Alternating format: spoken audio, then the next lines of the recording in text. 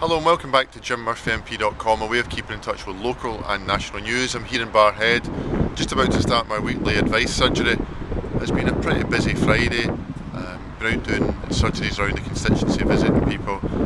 Busy surgery at Asda earlier on today with Ken McIntosh, the local MSP. It's recess in Parliament, of course.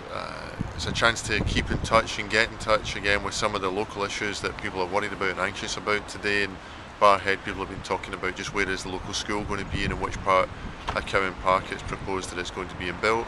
There's a little bit of anxiety about the reform and the consultation there is on police stations, of course, with the Barrhead police station and Giffnock police station, and myself and Ken have written to ministers about ensuring that both of those police stations are protected in any reform and reorganisation.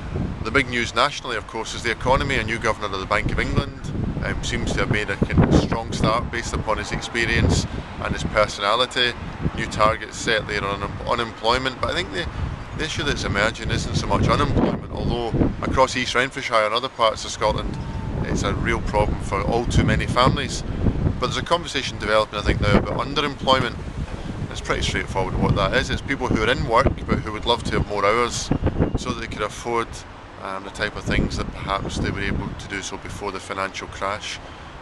And I think that's going to be part of the emerging story. People on 2 jobs or 3 jobs on small number of hours and desperate just to get more hours to pay their way to support their families. I think we're going to work a bit harder on that locally as part of our effort to get people back into work.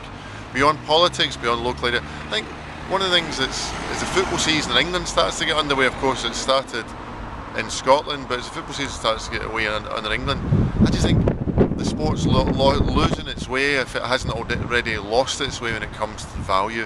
When you look at Suarez possibly leaving Liverpool to go to Arsenal, leaving what I think is a bigger club to go to a bigger business for tens of millions of pounds.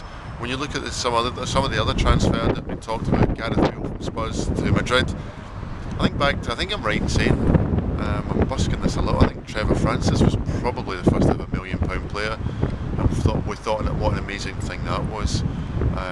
But I just think the amount of money in English football in particular isn't just a kind of peculiarity that we all look at and wonder about, but it's also pretty bad news for Scottish football, because we sit here next to the biggest richest footballing market in the world, which I think creates enormous problems for our national game. Anyway, that's the subject for another conversation altogether.